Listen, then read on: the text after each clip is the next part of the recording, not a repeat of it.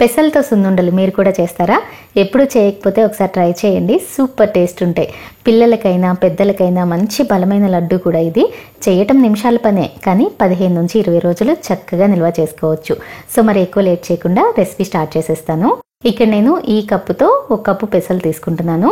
ఇవి వెయిట్ లో వచ్చేసి 250 గ్రామ్స్ అండి, అంటే 1/2 కిలో పెసలు తీసుకుంటున్నాను అనమాట. ఇదే కప్పుతో 1 కప్పు వరకు మినపగుళ్ళు తీసుకోవాలి. అయితే నేను ఇక్కడ 3/4 కప్పు మినపగుళ్ళు తీసుకుంటున్నాను. 1/4 కప్పు పొట్టు మినపప్పు కూడా తీసుకుంటున్నానండి. మీరు కావాలంటే సగం మినపగుళ్ళు సగం పొట్టు మినపప్పు అయినా తీసుకోవచ్చు, లేదంటే మొత్తం మినుములైనా తీసుకోవచ్చు. ఇవి కూడా వెయిట్ లో వచ్చేసి 250 గ్రామ్స్, అంటే 1/4 కిలో మినపగుళ్ళు తీసుకోవాలి. పెసలు ఎంతైతే తీసుకుంటారో మినపగుళ్ళు కూడా అదే క్వాంటిటీలో తీసుకోవాలన్నమాట. సో ఇక్కడ మొత్తం 1/2 కిలోకి ఈ సున్నుండలు చేయబోతున్నాను. వీటిని అడుగు మందంగా ఉన్నటువంటి ఒక కడాయిలో కానీ ఇలాంటి కాస్ట్ ఐరన్ ప్యాన్ లో కానీ వేసి లో ఫ్లేమ్ మీద నిదానంగా పప్పు లోపలి వరకు వేగేలా క్రిస్పీగా వేయించుకోవాలి. మీడియం కానీ హై ఫ్లేమ్లో కానీ పెట్టారంటే పప్పు పైన వేగిపోతుంది, కానీ లోపల సరిగా వేగదనమాట, పచ్చి పచ్చిగానే ఉండిపోతుంది. పప్పు పైన వేగిపోయి లోపల పచ్చిగా ఉంటే సున్నుండలు అంత రుచిగా ఉండవండి. సో లో ఫ్లేమ్ మీదే నిదానంగా వేయించుకోండి, టైం పట్టినా సరే. మినిమం ఒక 15 నిమిషాలైనా టైం పడుతుంది. సున్నుండల రుచి అంతా పప్పుని ఇలా వేయించే తీరులోనే ఉంటుందండి.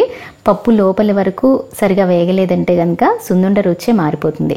చూడండి, ఒక 15 నిమిషాలు సిమ్మర్లో వేయిస్తే పప్పు ఇలా మంచి గోల్డెన్ కలర్కి మారుతుంది అనమాట. ఇప్పుడు స్టవ్ ఆపేసి ఇందులో 2 టేబుల్ స్పూన్ల బియ్యం వేసి కలపాలి. ఈ వేడికే బియ్యం కొంచెం లైట్గా వేగిపోతాయి అనమాట. ఇలా కొంచెం బియ్యం కూడా వేయటం వల్ల ఏంటంటే లడ్డు తినేటప్పుడు పిండి అనేది నోటికి చుట్టుకోకుండా తినడానికి బాగుంటుంది. ఇలా వేయించేసిన తర్వాత వీటిని పూర్తిగా చల్లారిపోనివ్వాలి.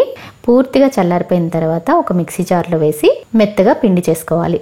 దీన్ని ఒక బేసిన్లో వేసుకొని ఏ కప్పుతో అయితే పెసలు మినపగుళ్ళు కొలిచామో అదే కప్పుతో 2 కప్పుల వరకు బెల్లం వేస్తున్నాను. కప్పుల లెక్కనైతే ఈక్వల్ క్వాంటిటీలో బెల్లం తీసుకోవాలి. ఎంతైతే పప్పు తీసుకుంటారో అదే క్వాంటిటీలో బెల్లం తీసుకోవాలన్నమాట. కానీ వెయిట్లో వచ్చేసి ఇది 400 గ్రాముల బెల్లం అండి. 1/2 కిలో పప్పుకి 1/2 కిలో బెల్లం పట్టదు, కొంచెం తగ్గించి వేసుకోవాలన్నమాట. బెల్లం వేసిన తర్వాత ఈ పిండి మొత్తాన్ని ఒకసారి ఇలా కలిపి ఒక్కసారి మిక్సీలో వేసి తిప్పితే వేసిన బెల్లం అనేది పిండి మొత్తానికి చక్కగా కలిసిపోతుంది అనమాట. ఇలా 2 సార్లుగా మిక్సీ తిప్పుకొని బేసిన్లోకి తీసుకుంటున్నాను. ఇప్పుడు ఇందులో 1 టీ స్పూన్ యాలక పొడి కూడా వేసి మొత్తం అంతా ఇలా చక్కగా కలిపేసుకోవాలి. ఇంతేనండి, సున్ను రెడీ అయిపోయింది. ఇలా చేసుకున్న సున్నిని ఒక ఎయిర్టైట్ డబ్బాలో స్టోర్ చేసుకొని ఎప్పుడు తినాలనిపిస్తే అప్పుడు కొంచెం కొంచెంగా తీసుకొని వేడివేడి నెయ్యి కలిపి అప్పటికప్పుడు ఉండలు చేసుకొని తింటే ఫ్రెష్గా చాలా బాగుంటాయండి. కానీ ఇక్కడ నేను 1/2 కిలోకే చేస్తున్నాను కాబట్టి మొత్తం సున్నుండలు చుట్టేస్తున్నాను. ఇందులో నెయ్యిని వేడి చేసుకొని కొంచెం కొంచెం వేసుకుంటూ ఇలా పిండి మొత్తాన్ని కలిపేసుకోవాలి. ఇక్కడ నేను తీసుకున్న 1/2 కిలో క్వాంటిటీకి 250 ml వరకు నెయ్యి పట్టింది, అంటే 1 కప్పు నెయ్యి మొత్తం పట్టేసింది.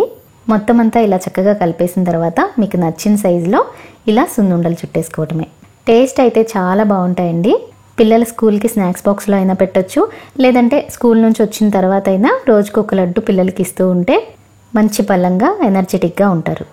సో మరి తప్పకుండా ట్రై చేయండి. ట్రై చేసిన తర్వాత నచ్చిందో లేదో వీలైతే నాకు కామెంట్ చేసి చెప్పండి. వీడియో నచ్చితే లైక్ చేసి అందరికీ షేర్ చేయండి. ఇలాంటి మరిన్ని రెసిపీస్ కోసం టెంప్టింగ్ బౌల్స్ని సబ్స్క్రైబ్ చేసుకోవడం మాత్రం మర్చిపోకండి. మరో మంచి రెసిపీతో మళ్ళీ కలుద్దాం.